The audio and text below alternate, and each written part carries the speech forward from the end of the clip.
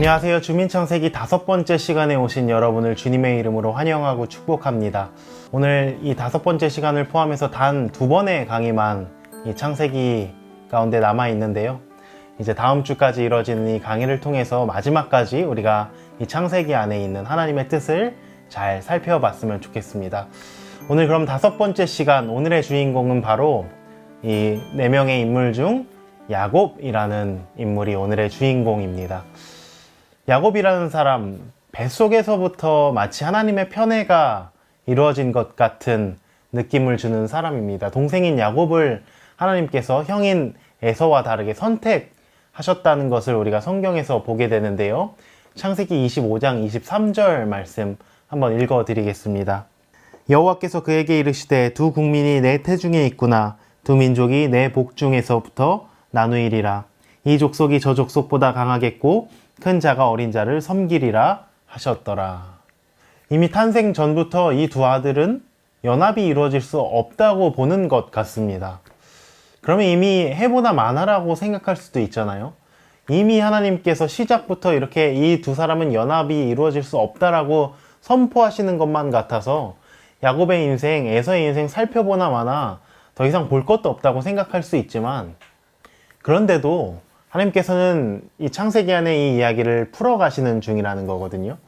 이미 정해져 있는데 무엇을 더 하나님 해보라고 하시는 것인지, 우리가 무언가 할 수 있는 여지는 있는 것인지 이 첫 구절부터 의문이 들게 만들지만, 저는 이 내용 가운데 무엇을 느끼냐면요, 인간의 갈라지는 성향들, 분열적인 성향들이 이미 뱃속부터 만들어질 정도로 자기중심적이고 자기 주관적이라는 것이 이 인간의 죄성이다라는 것을 오히려 이 말씀 가운데 느끼게 됩니다. 이 인간의 죄성이라는 것이 얼마나 우리 가운데 깊이 뿌리 박혀 있는지를 보여주는 구절이 이 구절이고요. 그만큼 끊어내기 어렵다는 것이죠. 뱃속에서도 그런데 태어나서는 또 얼마나 심각할 것인가. 하나님께서 미리 이것을 정해 놓으셨다는 의미가 아니라요. 이것은 인간의 죄성이 그만큼 강하다는 것, 그리고 이것을 얼마나 하나님과 야곱이 함께 이겨내 나가고 극복해 나갈 것인가를 우리가 이 속에서 보아야 한다는 것이죠. 창세기 25장 이어지는 24절에서 26절을 보면 이렇게 기록되어져 있습니다. 그 해산기한이 찬즉 태에 쌍둥이가 있었는데 먼저 나온 자는 붉고 전신이 털옷 같아서 이름을 에서라 하였고, 후에 나오는 손으로 에서의 발꿈치를 잡았으므로 그 이름을 야곱이라 하였으며, 리브가가 그들을 낳을 때에 이삭이 60세였더라. 이 탄생의 모습을 통해서 이 사람들이 어디로 갈 것인지를 느껴볼 수 있거든요. 먼저 에서를 보면요, 붉고 전신이 털옷 같아서 그의 이름을 에서라 하였고 라고 기록되어져 있고요. 그 다음 야곱을 보면 손으로 에서의 발꿈치를 잡았으므로 그 이름을 야곱이라 하였다, 이렇게 기록되어져 있습니다. 이름이 정해져서 나오는데요, 히브리어를 봐야 하거든요. 이 이름의 히브리어 뜻을 봐야 하는데, 에서의 몸이 붉고 해서 이 붉다라는 의미는 히브리어로 아드모니라고 하는데요. 아드모니, 여기에서 이 아드모니에서 에돔이 나오는 겁니다. 이렇게 에서는 몸이 붉은데요, 이 에서의 이름이 어떻게 변할 것이냐, 또 발꿈치를 잡았는데요, 야곱의 이 발꿈치를 잡았다는 이름이 어떻게 변할 것이냐가 이들이 가고자 할 방향이라는 것이죠. 이름이 바르게 변화되면요, 이들이 연합이 이루어질 수 있지만 그렇지 않으면 연합이 이루어질 수 없다는 것을 먼저 살펴볼 수 있는 것이죠. 그럼 이런 것에서부터 에서는 붉은 것에 끌리는 성향이라는 사실을 우리가 감지할 수 있습니다. 그리고 여기서 털옷 같다라는 히브리어 단어는 또 세아르라고 하는데요. 혹시 세아르 할 때 생각나는 단어 있으십니까? 성경의 지명 중에 세아르, 에서와 연관되어져 있는 것인데요, 세일산과 같은 것입니다. 세일산, 세아르. 어쩌면 에서가 붉은 것을 선택하면 세일산에 거주하는 에돔 족속이 될 것이다 라는 것, 그것을 그의 탄생에서부터 어쩌면은 그의 선택을 읽어볼 수가 있다라는 것이죠. 그 다음에 야곱의 이름을 보면 발꿈치를 잡다라는 의미를 가지고 있는데요, 이것을 히브리어로 아퀴부라고 합니다. 발꿈치를 잡다, 아퀴부라고 하는데, 이 아퀴부의 3인칭 단수형 동사를 써서 이것이 어떻게 변하느냐, 야곱이 되는 겁니다. 아케부가 야곱이 되는 거예요. 그래서 야곱이라는 이름 자체가 3인칭 단수라고 그랬죠. 그가 발꿈치를 잡았다는 뜻입니다. 야곱은 그가 발꿈치를 잡았다라는 뜻이다. 그럼 결국 형의 발꿈치를 잡고 나온 것이 야곱의 이름이 됐다는 것인데요. 에서는 겉모습으로 그의 이름이 지어졌고요. 야곱은 발꿈치를 잡는 그의 성향에서 이름이 왔다고 볼 수 있습니다. 이스라엘에서 발꿈치를 잡는다는 것은요, 남의 등을 친다, 뒤통수를 친다, 사기꾼이다 라는 의미를 가지고 있는데, 하나님의 백성의 이름으로는 상당히 심각한 것이죠. 분명히 변화가 필요하다는 것을 우리가 여기서부터 파악해 볼 수 있습니다. 이 두 가지 속성에서 이들이 어떻게 걸어가야 하는지 여기서부터 읽어봐야 한다는 것이죠. 드디어 이들의 쟁탈절이 시작되는데요. 창세기 25장 27절에서 34절을 읽어보면 이렇게 기록되어져 있습니다. 그 아이들이 장성함에 에서는 익숙한 사냥꾼이었으므로 들사람이 되고 야곱은 조용한 사람이었으므로 장막에 거주하니 이삭은 에서가 사냥한 고기를 좋아하므로 그를 사랑하고 리브가는 야곱을 사랑하였더라. 야곱이 죽을 쑤었더니 에서가 들에서 돌아와서 심히 피곤하여 야곱에게 이르되 내가 피곤하니 그 붉은 것을 내가 먹게 하라 한지라. 그러므로 에서의 별명은 에돔이더라. 야곱이 이르되 형의 장자의 명분을 오늘 내게 팔라. 에서가 이르되 내가 죽게 되었으니 이 장자의 명분이 내게 무엇이 유익하리요. 야곱이 이르되 오늘 내게 맹세하라. 에서가 맹세하고 장자의 명분을 야곱에게 판지라. 야곱이 떡과 팥죽을 에서에게 주매 에서가 먹으며 마시고 일어나 갔으니 에서가 장자의 명분을 가볍게 여김이었더라. 30절에서 이미 에서의 이름이 굳어져 버립니다. 붉은 것, 히브리어로 아돔이라고 하는데요. 아드모니, 아돔 다 같은 단어에서 유래한 거거든요. 이렇게 됨으로써 에서의 별명이 에돔이 되었다는 것입니다.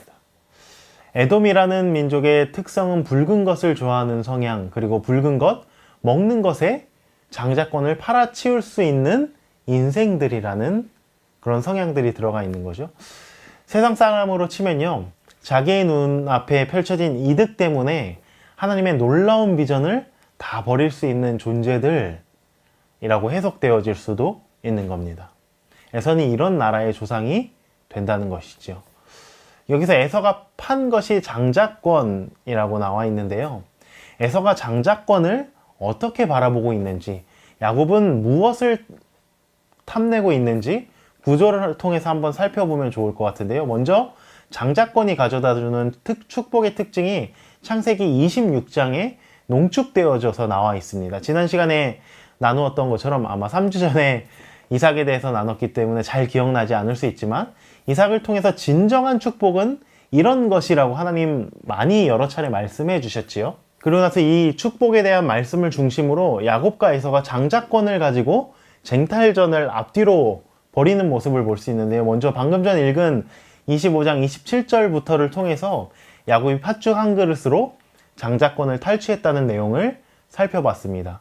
그리고 이 중심 이후에 나오는 창세기 27장을 보면요, 이번에는 야곱이 자신의 아버지를 속여서 장자의 축복을 탈취하는 사건을 보게 됩니다. 그리고 25장 34절을 보면요, 에서가 장자의 명분을 가볍게 여겼다는 것을 우리가 읽어볼 수가 있고요. 그 다음에 26장 맨 마지막 절을 보면 34절과 35절 읽어드리겠습니다. 이렇게 기록되어져 있는데요. 에서가 40세에 헷 속 브리에의 딸 유딧과 헷 속 엘론의 딸 바스맛을 아내로 맞이하였더니 그들이 이삭과 리브가의 마음에 근심이 되었더라. 이삭의 축복이 에서의 행동을 통해 감싸지고 있는 형태를 가지고 있습니다. 위에서도 팥죽 한 그릇으로 장자의 명분을 판 사람이 에서였고요. 여기서도요, 자신의 육체의 만족을 채우기 위해 친족 중에서 찾아야 하는 뼈 중에 뼈, 살 중에 살을 찾지 않고요, 결혼의 이상을 다 파기해버리고 자기 마음에 드는 이방인을 아내로 맞이해서 선택하고 있습니다. 결국 야곱도 에서도 하나님의 축복을 다루기에 굉장히 부족한 인물들이었다는 사실을 우리가 여기서 볼 수 있는 거죠. 아무리 하나님의 축복이 좋은 것이라 하더라도, 그것이 중심에 자리 잡고 있다 하더라도 그것을 받아들일 준비가 되어 있지 않으면은 오히려 하나님의 약속에서부터 멀어질 수 있다는 사실, 우리가 이 구조를 통해서 다시 한번 확인할 수 있는 것이고요. 그 다음을 보면 그럼에도 그 다음에 나오는 에서의 행동은 이렇게 기록되어져 있죠. 27장 5절 말씀입니다. 이삭이 그의 아들 에서에게 말할 때 리브가가 들었더니 에서가 사냥하여 오려고 들로 나가매. 장자권을 팥죽 한 그릇에 팔아 치웠으면요, 자신은 장자의 축복과는 상관없다고 이야기해야 하는 것이 맞는 것인데, 득달같이 여기서 보면 사냥통을 챙겨 나갔다는 것은요, 그래도 축복은 받고 싶다라는 겁니다. 이 시대에도 이런 그리스도인들이 참 많이 있지요. 하나님의 백성으로서의 삶의 모습은 전혀 보여주지 않으면서 축복은 누리고 싶어하는 사람들이 참 많은 것을 어떤 때는 보게 됩니다. 저를 포함해서요. 에서의 모습과 똑같은 것이죠. 그런데 하나님의 약속에는 특권과 책임이 따른다는 것을 우리는 반드시 기억해야 합니다. 하나님께서 이 사실을 이미 소돔과 고모라 사건에서도 아브라함에게 이미 알려주셨거든요. 창세기 18장 18절을 보면요, 아브라함은 강대한 나라가 되고 천하 만민은 그로 말미암아 복을 받게 될 것이 아니냐. 먼저 이 18절 앞부분에 보면요, 아브라함은 강대한 나라가 된다고 하나님이 약속하십니다. 이것은 하나님 백성에게 주시는 최고의 약속이죠.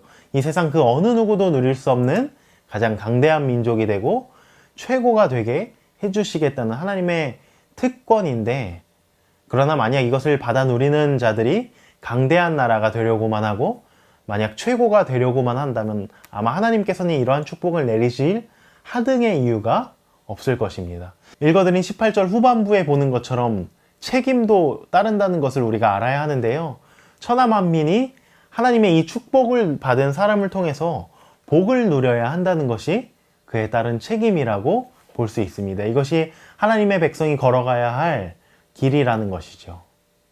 그리고 이 책임을 이루기 위해서 거쳐가야 할 과정들도 참 중요한데요. 그 이후에 나오는 19절 말씀에 이렇게 기록되어져 있습니다. 내가 그로 그 자식과 건속에게 명하여 여호와의 도를 지켜 의와 공도를 행하게 하려고 그를 택하였나니 이는 나 여호와가 아브라함에게 대하여 말한 일을 이루려 함이니라. 여호와의 도를 지켜 의와 공도를 행한다고 되어 있는데요, 여기서 의와 공도는 정의와 공의와 같은 단어입니다. 결국 하나님의 축복을 누리는 자들은요, 자기만 누리는 것이 아니라요, 정의와 공의를 세워가면서 다른 사람들도 그 축복을 누릴 수 있도록 해야 한다는 책임이 있다는 것, 이 소돔과 고모라 사건에서도 하나님 다시 한번 말씀해 주셨다는 것입니다. 그런데 에서 같은 경우에는요, 자신이 조금만 힘들어지면 이 장자의 명분을 팔아치우기에 급급한 모습을 보여주고요, 또 자기가 원하는 것만 취하기에 급급한 모습을 보여준다는 점에서 이미 장자의 자격을 상실했다고 봐도 무방하다는 것을 우리가 성경을 통해 읽어볼 수 있습니다. 그런데 야곱도 마찬가지지요. 하나님의 축복이 좋은 것이다라는 사실은 누구나 알지만 얻기 위해서 과정도 중요하다는 것을 깨달아야 할 것입니다. 속이고 탈취해서 누리는 것은 절대로 하나님께서 원하는 것이 아니기 때문에 정의와 공의를 세워가야 하는 길만이 하나님의 축복을 올바로 누리는 길이라는 사실, 우리가 이 야곱의 스토리를 통해서 계속해서 알아갈 겁니다. 이제 다시 27장으로 넘어가서요, 27장 1절부터 4절까지 읽어드리면 이렇게 기록되어져 있습니다. 이삭이 나이가 많아 눈이 어두워 잘 보지 못하더니 맏아들 에서를 불러 이르되 내 아들아 하매 그가 이르되 내가 여기 있나이다 하니 이삭이 이르되 내가 이제 늙어 어느 날 죽을는지 알지 못하니 그런즉 내 기구 곧 화살통과 활을 가지고 들에 가서 나를 위하여 사냥하여 내가 즐기는 별미를 만들어 내게로 가져와서 먹게 하여 내가 죽기 전에 내 마음껏 내게 축복하게 하라. 여기서 아버지의 축복이 등장하고 있는데요, 27장에는요 축복하다라는 단어가 16번 총 들어가 있고요, 축복이라는 명사가 6번이나 들어가 있습니다. 26장에는 이삭의 축복이 가득 들어차 있고요, 27장에는요 축복하다라는 동사와 축복이라는 명사가 다 합쳐서 또 22번이나 등장한다는 것이죠.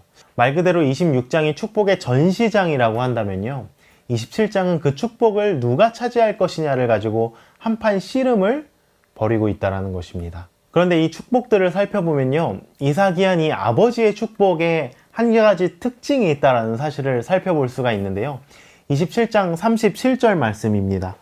이삭이 에서에게 대답하여 이르되 내가 그를 너의 주로 세우고 그의 모든 형제를 내가 그에게 종으로 주었으며 곡식과 포도주를 그에게 주었으니 내 아들아 내가 내게 무엇을 할 수 있으랴. 아버지의 축복의 특징이 무엇이냐?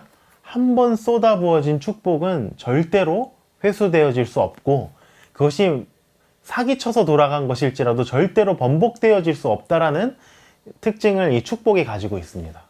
분명히 속여서 왔다는 것을 나중에 알았는데도요, 동생이 빼앗아가서 줄 것이 없다고 이삭이 지금 이야기하고 있는 것이거든요.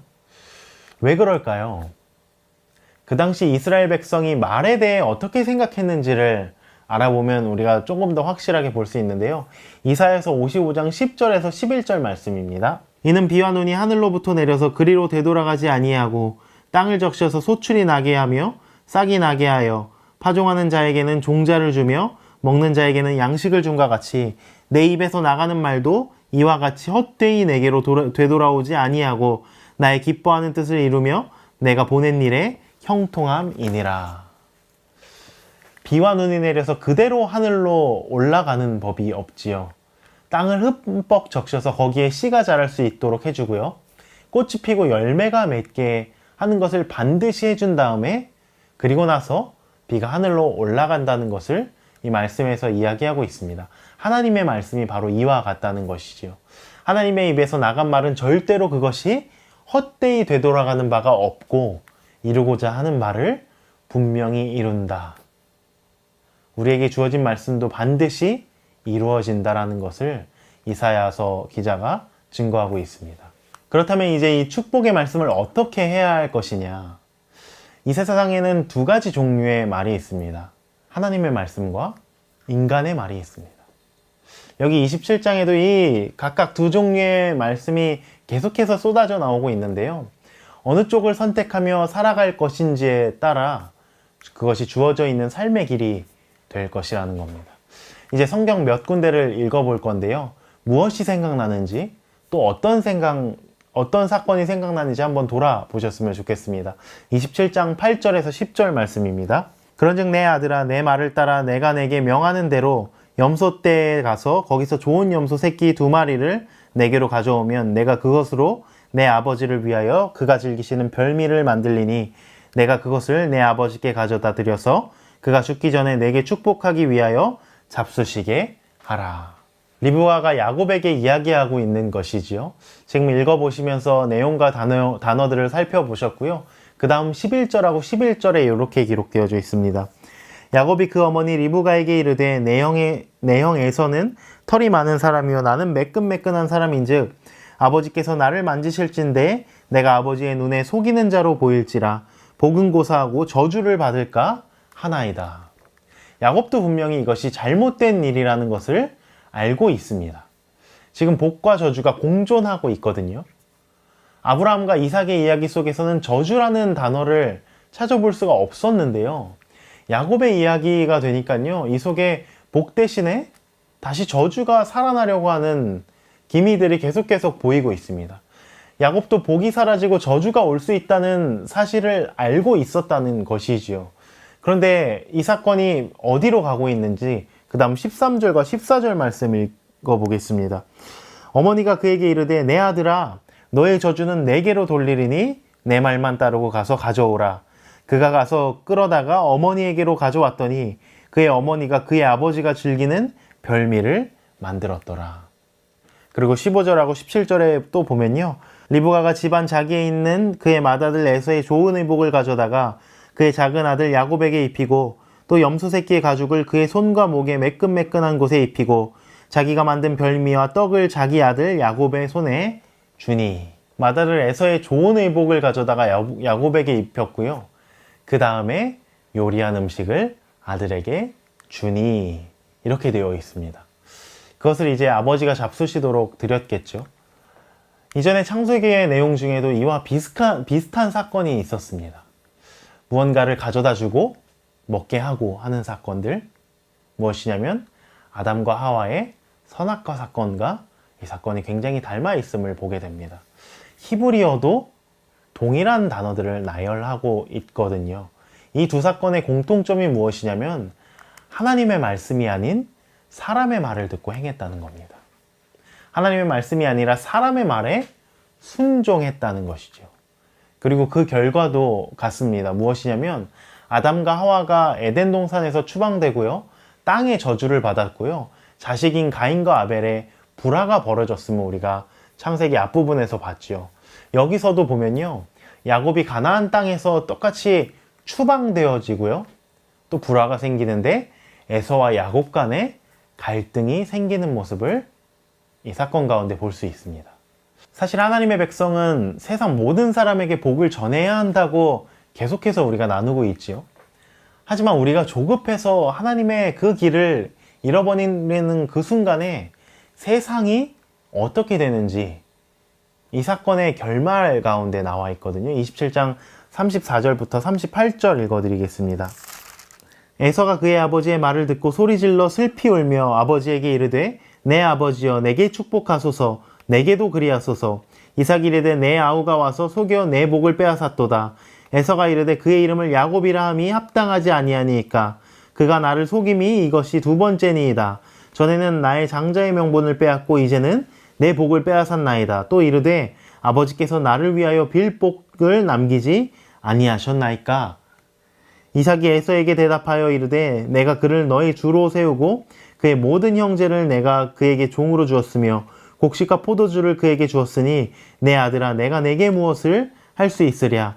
에서가 아버지에게 이르되 내 아버지여 아버지가 빌 복이 이 하나뿐이리이까 내 아버지여 내게 축복하소서 내게도 그리하소서 하고 소리를 높여 우니. 구절을 보면요. 34절에서 소리를 내어 울면서 내 아버지여 내게도 축복하소서 내게도 그리하소서 하면서 에서가 통곡을 하고 있고요. 그런 다음에 표에 나와 있는 A-를 보면요. 내 아버지여 내게도 축복하소서 내게도 그리하소서 하고 소리 높여 우니 동일하게 이루어지고 있습니다. 우리에게 에서는 하나님의 백성이 아니라요. 이방인이 되는 사람이잖아요. 하지만 이 이방인이 하나님의 백성을 통해 복을 누리기는커녕 야곱이라고 하는 더욱이 미래의 이스라엘이 될 사람에게 오히려 복을 빼앗겼다는 것이 이 가운데 들어가 있는 것이죠. 이스라엘이 아니고요. 야곱으로 사니까 이 이방인들 가운데 세상 사람들 가운데 통곡이 앞뒤로 일어나고 있다는 것을 우리가 이 표를 통해서 볼 수 있습니다. 내 복을 빼앗겼다는 것이거든요. 이것을 통해서 우리가 생각해 보아야 할 것이 여기 한 가지 있는데요. 지금 그리스도인들의 삶이 어때야 하냐는 겁니다. 세상 사람들이 우리를 손가락질하고 조롱할 때는요. 우리를 향해 비방하고 욕할 때는요. 우리가 그나마 긍정적으로 바라볼 수 있는 시선이 하나 있는데 무엇이냐면 그래도 세상이 아직 우리를 향해 기대감을 가지고 있다는 것입니다. 교회는 그렇지 말아야 한다는 기대감이 우리 안에 남아있다는 것이거든요. 교회가 세상을 향해 해야 할 사명이 있다는 것을 세상 사람들도 알고 있다는 것인데 우리는 세상 사람들에게 복을 전해줘야 하는 존재임을 항상 기억해야 한다는 것 우리가 이 가운데서 느껴볼 수 있는 것입니다.